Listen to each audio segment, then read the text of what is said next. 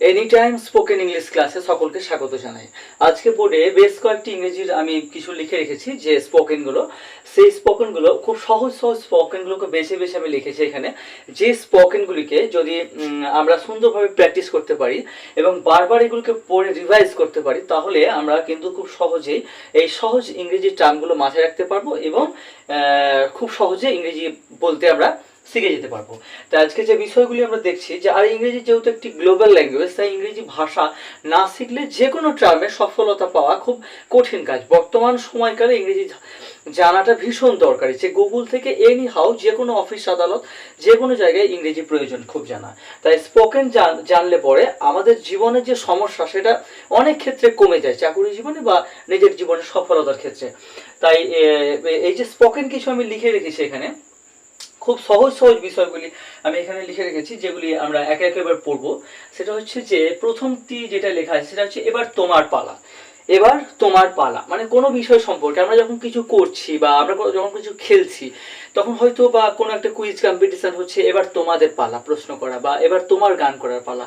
এই যে বিষয়গুলি এবার তোমার পালা, এটি ইংরেজিতে আমরা ঠিক এইভাবে বলবো, now it's your turn. Now it's your turn, এবার তোমার পালা। নাও ইটস ইউর টার্ন মানে এবার তোমার দিকে ঘুরেছে, এবার তোমার দিকে বলতে হবে তোমাকে, এবার নাও ইটস ইউর টার্ন, এবার তোমার পালা। 2 নম্বর হচ্ছে যে প্রশ্ন করছি, এটা কি তোমার, প্রশ্ন করা হচ্ছে যে এটা কি তোমার, আচ্ছা ইজ ইট ইয়োর্স, এটা কি তোমার, আমরা এখানে প্রশ্ন করছি যে ইজ ইট ইয়োর্স, এটা কি তোমার। বেশ। 3 নম্বর, আমি বলতে পারি না। আমি বলতে পারি না, আমরা এই প্রথম বাক্যটি আছে যেটা, তার প্রেক্ষিতে আমরা যেটি বলবো যে আমি বলতে পারি না, আই কান্ট সে, মানে আমি বলতে পারি না। যে জিজ্ঞাসা করছে ইজ ইট ইয়োর, সেটা কি তোমার, I I I I can't say, আমি বলতে পারি না। কত সুন্দর, একের পর একটা মনে হচ্ছে যেন মিলে যাচ্ছে বিষয়গুলি। আই কান্ট সে মানে আমি বলতে পারি না। নেক্সট হচ্ছে আমাকে অনুসরণ করো, এ বলছে কি আমাকে অনুসরণ করো, ফলো মি, আমাকে অনুসরণ করো, ফলো মি। হতে পারে আমরা ধরে নিতে পারি যে এই যে আই কান্ট সে মানে আমি বলতে পারি না, যে বলছে তাকে এ বলছে, মানে এ হচ্ছে এ পার্সন, বি পার্সন বলছে তাকে যে আমাকে ফলো করো, তুমি যখন বলতে পারছো না তখন আমাকে তুমি ফলো করো, আমাকে অনুসরণ করো, আমাকে ফলো করো।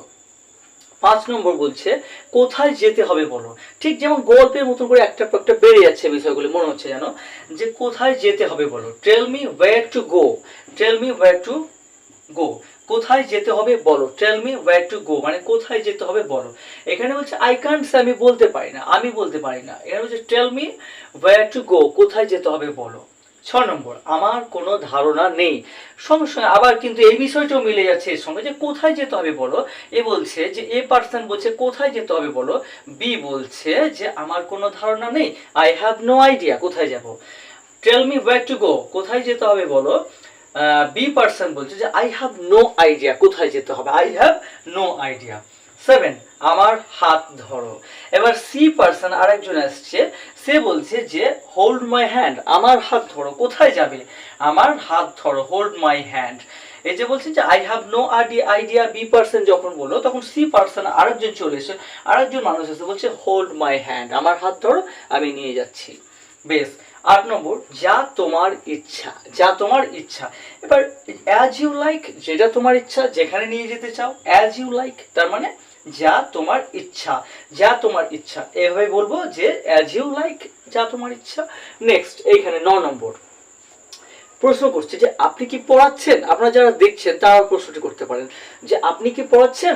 কিভাবে প্রশ্নটি করবেন, are you teaching, are you teaching, আপনি কি পড়াচ্ছেন, আর ইউ টিচিং। 10 নম্বর, আমি তোমার জন্য গর্ববোধ করছি। একজন বন্ধু বলছে যে আপনি বিরাট কিছু কাজ করেছেন, বা কাউকে আপনি শুভেচ্ছা জানাবেন, বিরাট কিছু সে করেছে বা কোনো কিছু আবিষ্কার করেছে বা কোনো একটা বড় পরীক্ষা সে পাস করেছে, আমি তোমার জন্য গর্ববোধ করছি। কিভাবে ইংরেজিতে বলবেন, I am proud of you, I am proud of you, আমি তোমার জন্য গর্বিত বা আমি তোমার জন্য গর্ববোধ করছি, আমি তোমার জন্য গর্ববোধ করছি, I am proud of you, আমি তোমার জন্য গর্ববোধ করছি।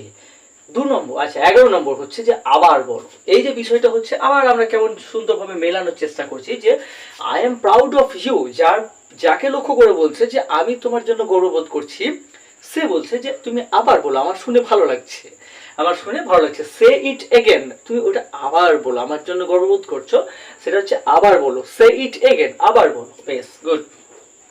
12 নম্বর, অন্য কাউকে জিজ্ঞাসা করে নাও।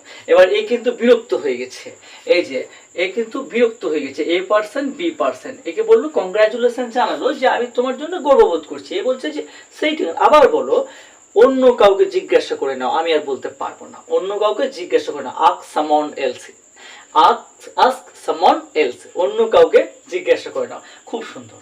13 নম্বর, তুমি আমার সময় নষ্ট করছো। এই কিন্তু একবার বলে দিয়েছে I am proud of you, আমি তোমার জন্য গর্বিত।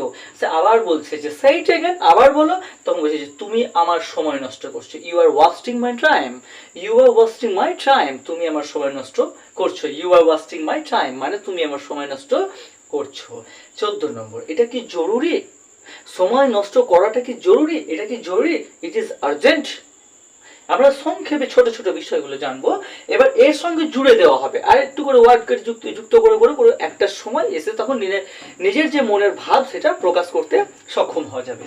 এটা কি জরুরি? ইট ইজ আর্জেন্ট মানে এটা কি করতেই হবে, ইট ইজ আর্জেন্ট, এটা কি জরুরি, এই কথাটা বলছে। বেশ, এখানে মন দাও, যেটা পড়াচ্ছি সেটাতে মন দাও, ফোকাস হেয়ার, এখানে মন দাও, ফোকাস হেয়ার, সিলেবাস এবং এই সেন্টেন্সগুলিতে মন দাও, ফোকাস হেয়ার, এখানে মন দাও। 16 নম্বর এবং সর্বশেষ, আমার পথ থেকে সরে যাও, আমার পথ থেকে সরে যাও, get out of my way, get out of my way, get out of my way, আমার পথ থেকে সরে যাও।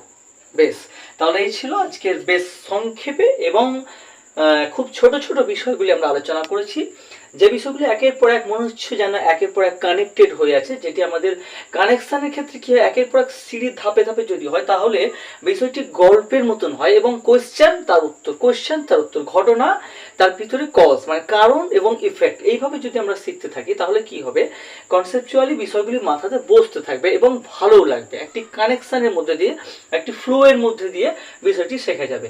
তাই আজকের বিষয় ছিল এই পর্যন্ত, আজকের স্পোকেন এই পর্যন্ত। দেখা হচ্ছে পরবর্তী ক্লাসে ঠিক একইভাবে এই সুন্দর সুন্দর টার্মগুলি নিয়ে উপস্থিত হব।